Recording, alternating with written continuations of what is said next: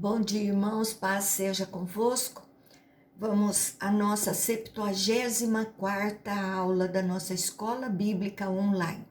Até aqui o Senhor nos ajudou, espero que você esteja aprendendo, esse é o nosso intuito, que você aprenda a palavra de Deus, que você entenda a palavra de Deus, né?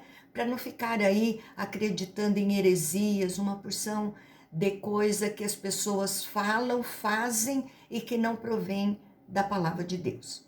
Então, você possa curtir, compartilhar, comentar. Nós gostamos muito quando vemos aí o vídeo e temos pessoas comentando, pessoas nos abençoando, né? Porque afinal de contas nós temos um tempo, temos um trabalho gasto no reino dos céus para poder estabelecê-lo aqui nesta terra. Então vamos à nossa aula. A aula passada nós estamos falando aí no final já da terceira viagem missionária do apóstolo Paulo.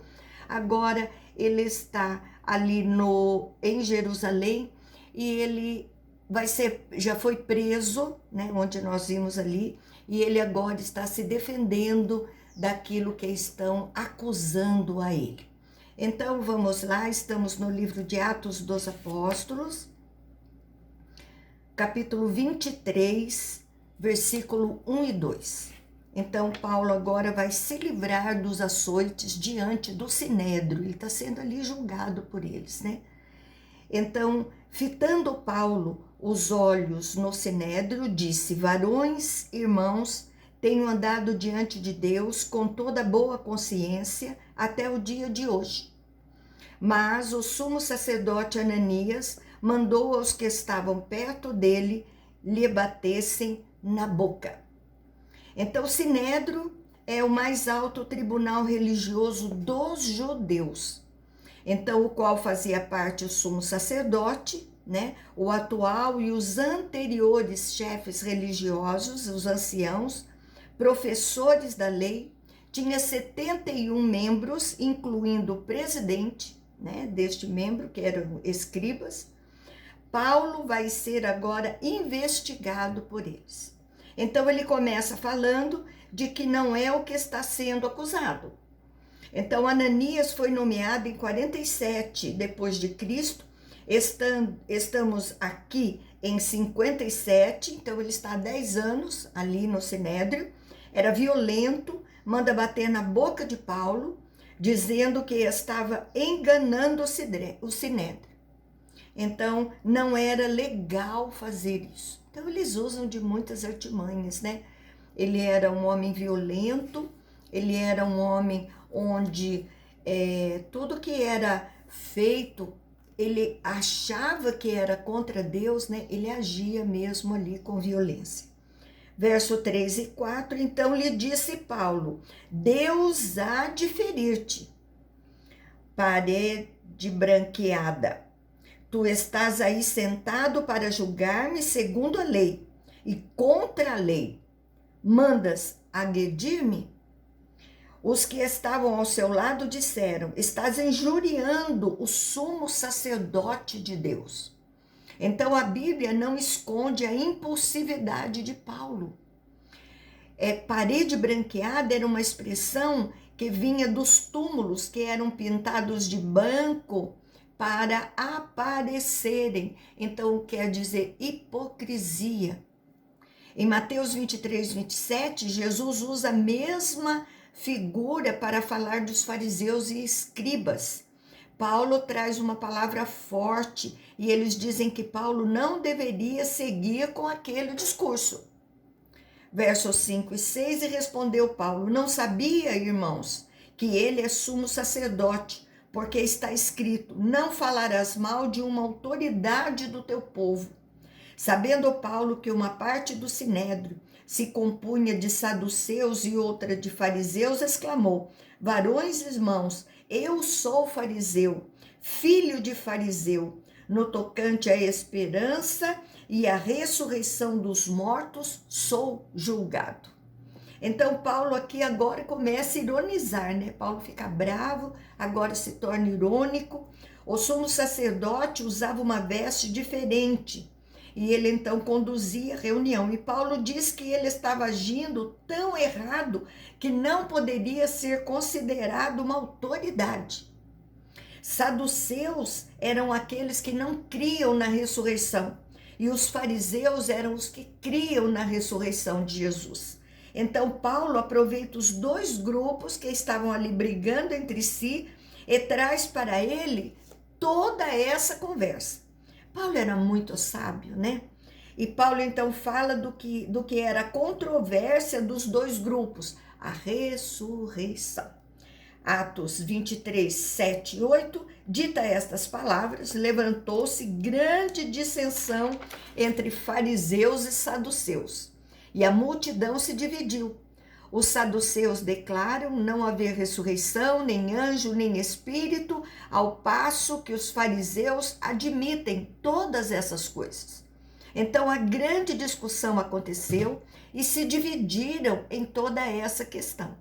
Se Paulo estava sendo julgado por causa da ressurreição, então não era legal. Lucas faz observação sobre a crença dos saduceus. Paulo foi habilidoso para criar uma briga interna no sinédrio, já que seu julgamento era injusto, né? Paulo usou de toda a sabedoria. 9 e 10, houve, pois, grande vozearia, e levantando-se alguns escribas da parte dos fariseus, contendia dizendo, não achamos neste homem mal algum. E será que algum espírito ou anjo lhe tenha falado? Tomando vulto a celeuma, temendo o comandante que fosse Paulo espedaçado por eles, mandou descer a guarda para que o retirassem dali e o levassem para a fortaleza.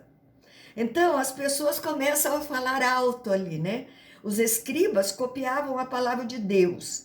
O grupo dos fariseus começavam a ficar do lado de Paulo. Se ele falou com o anjo espírito, isso não é pecado, né? Celeuma era um tumulto e Paulo começa ali a correr risco, né? Corre risco de morte ali, Paulo. Agora, Jesus começa a animar Paulo. Ai, como é lindo.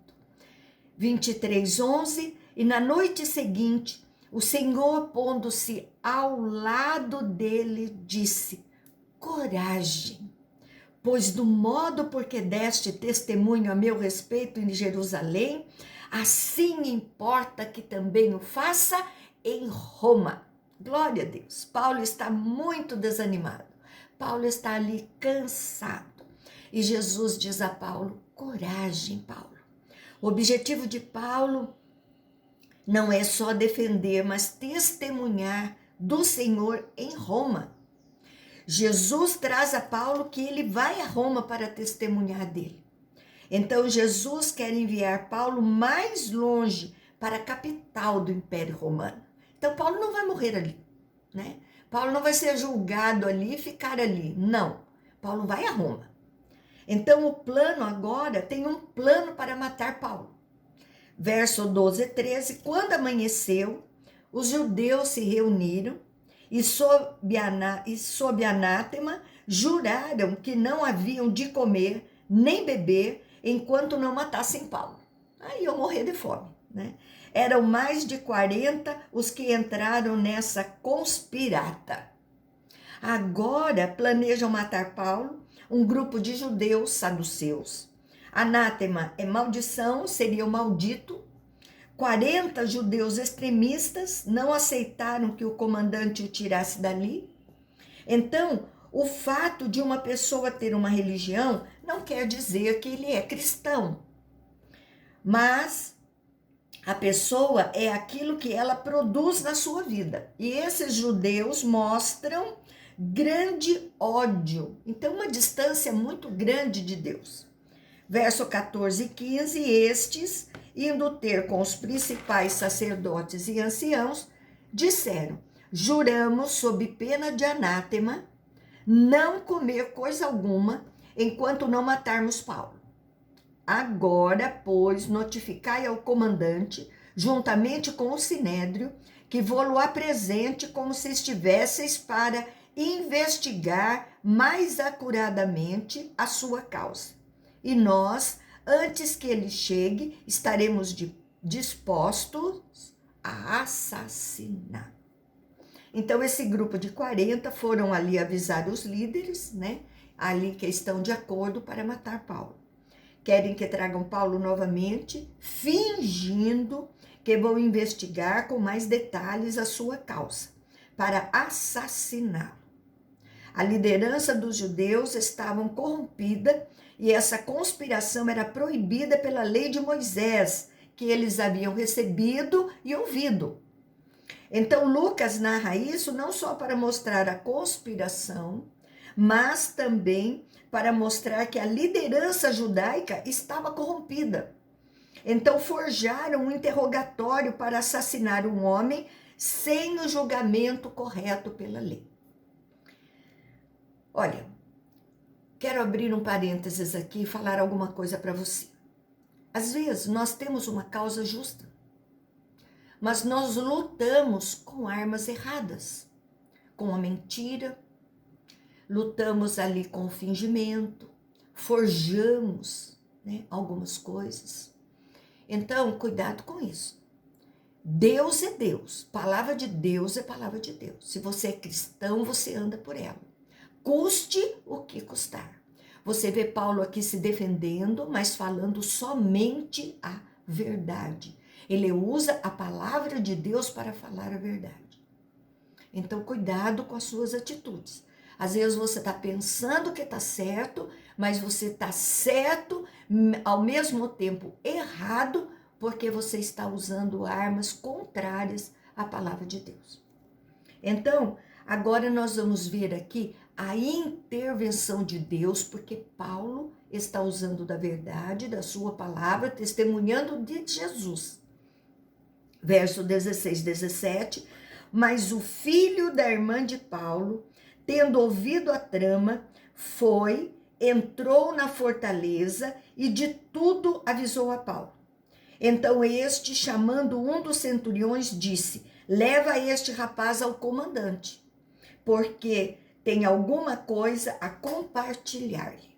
Então Deus usa coisas simples para salvar Paulo, um sobrinho de Paulo. Os prisioneiros romanos tinham o direito de suprimentos fossem levados para parentes e amigos. E esse moço foi acreditado por Paulo e conseguiu a atenção do centurião. Talvez cristão ou tratando bem Paulo por ser romano. Verso 18 e 19, tomando-o, pois, levou-o ao comandante, dizendo: o preso Paulo, chamando-me, pediu-me que trouxesse à tua presença este rapaz, pois tem algo a dizer-te. Tomou-o pela mão o comandante e, pondo-se à parte, perguntou-lhe: que tens a comunicar-me?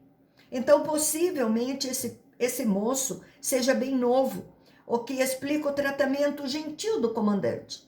O menino consegue ser recebido pelo comandante com a intervenção de Deus, conforme Jesus havia dito que ele iria para Roma. Então, seria protegido pelo Senhor. Verso 20 e 21, e respondeu ele: os judeus decidiram rogar-te que amanhã apresentes Paulo ao sinédrio, como se houvesse que inquirir mais, acuradamente a seu respeito. Tu, pois, não te deixes persuadir, porque mais de 40 dentre eles estão pactuados entre si, sob anátema, de não comer nem beber enquanto não o matarem, e agora estão prontos, esperando a tua promessa. Então eles queriam agir rapidamente, estavam esperando o comandante levar Paulo para que este fosse morto. Então não sabemos se o comandante já sabia que os judeus tinham feito este pedido, ou se ainda ele não havia sido comunicado. Então, a certeza que temos é que o comandante crê na palavra daquele rapaz e age para impedir. Você percebe uma coisa simples, né? Quando o agir de Deus, né? Quando a mão do Senhor está em nosso favor, tudo se torna muito fácil, muito simples, não tem confusão. né? É ali uma paz que reina, um acreditar, e tudo vai ser feito conforme a vontade de Deus. Verso 22 e 23, então o comandante despediu o rapaz, recomendando-lhe que a ninguém dissesse ter-lhe trazido esta informação. Chamando 2 centuriões, ordenou: tende de prontidão, desde a hora terceira da noite, 200 soldados, 70 da cavalaria e 200 lanceiros para irem a Cesareia. Era necessária uma ação do comandante para livrar Paulo dessa conspiração. Então, para um comandante, ele tinha que guardar a vida do preso. Seria negativo diante do imperador romano e cumpre os propósitos de Deus, né? E muito soldado. Então, ele livra dele, cumprindo ali a lei e cumprindo o propósito de Deus na vida de Paulo. Verso 24 a 25, preparai também animais para fazer Paulo montar e ir ter em segurança ao governador Félix. E o comandante escreveu uma carta nesses termos. Então, nós vamos falar ali desta carta do comandante, que era Cláudio, na época.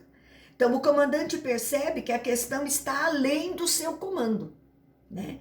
Então, segue um processo legal de Paulo, encaminhando-o para a autoridade competente, no caso, o governador Félix, que seu quartel de governo está na cidade de Cesareia.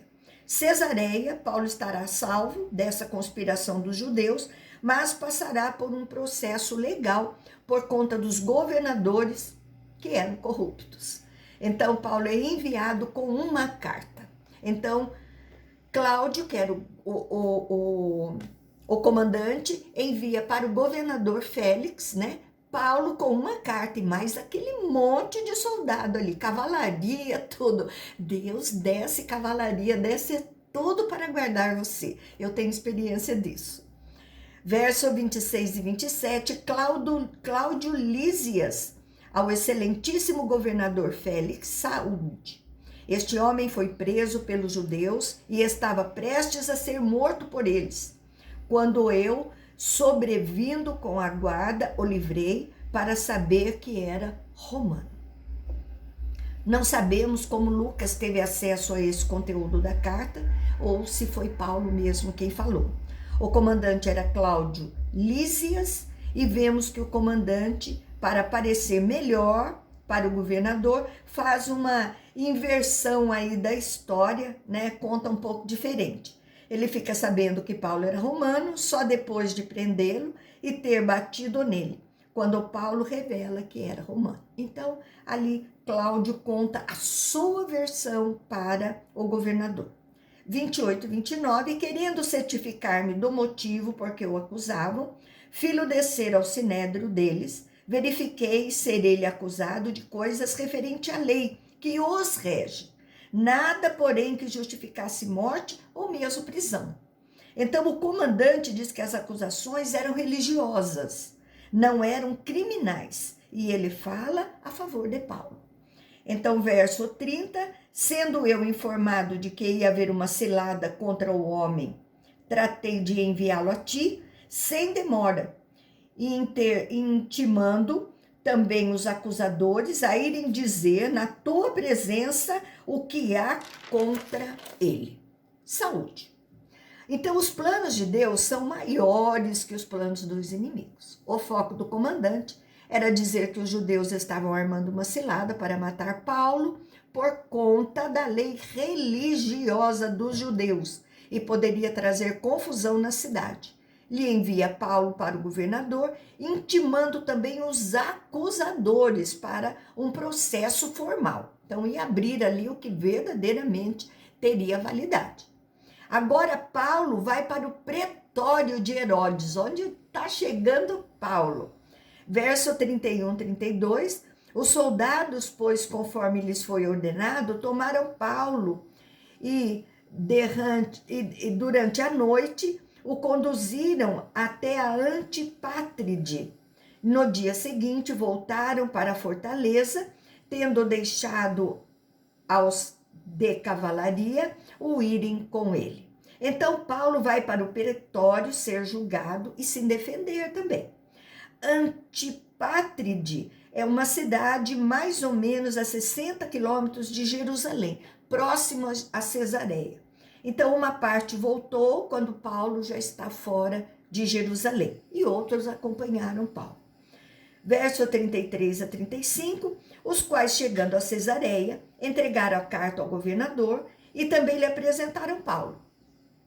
Então, lida a carta, perguntou o governador de que província ele era. E quando soube que era de Cilícia, disse: ouvir-te-ei quando chegarem os teus acusadores.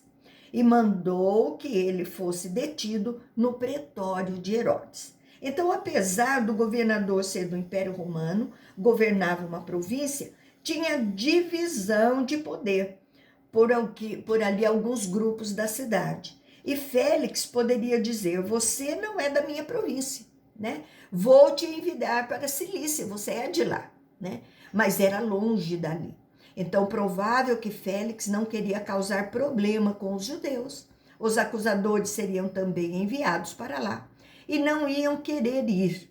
Então, para evitar mais problemas, Félix prefere resolver por ali mesmo. E Pretório era ali o palácio, a sede administrativa do governador. Agora, Ananias e Tértulo vão acusar Paulo.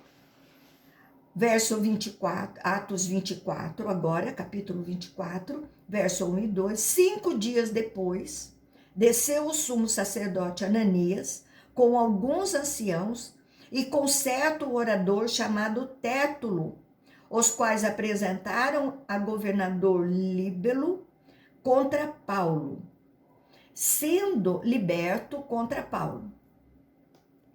Sendo este chamado, passou Tértulo a acusá-lo, dizendo: excelentíssimo Félix, tendo nós, por teu intermédio, gozado de paz perene, e também por teu providente cuidado, se terem feito notáveis reformas em benefício deste povo.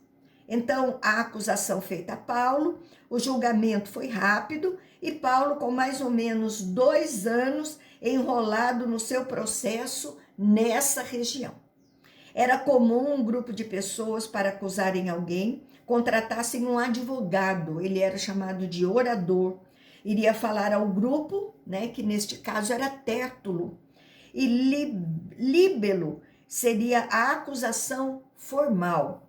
Começa a falação, então, e agora vem ao governador. Verso 3 e 4, sempre e por toda parte, isto reconhecemos com toda gratidão. Entretanto, para não te deter por longo tempo, rogo-te que, de conformidade com a tua clemência, nos atenda por um pouco. Então, falavam para obter ali a alegria do governador, né? Estavam ali fazendo um rodeio. Então, agora entra a introdução da defesa.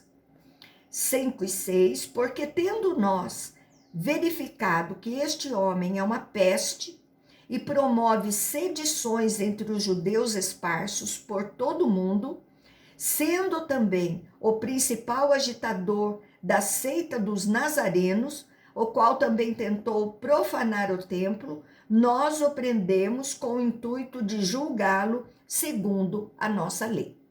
Então, peste é uma acusação de ser ruim, não faz bem. Sedições é um tumulto com problemas, né, causados ali por ele.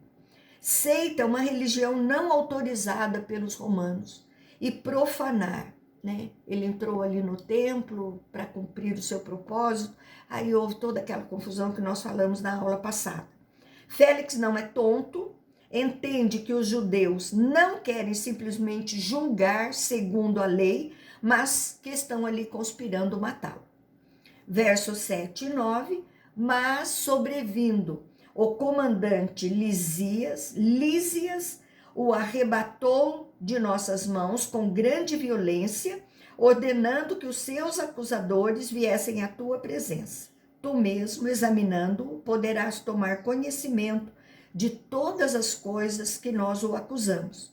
Os judeus também concordaram na acusação, afirmando que estas coisas eram assim. Então agora eles acusam o comandante. Então eles começam a jogar uns contra os outros, até um romano contra o outro.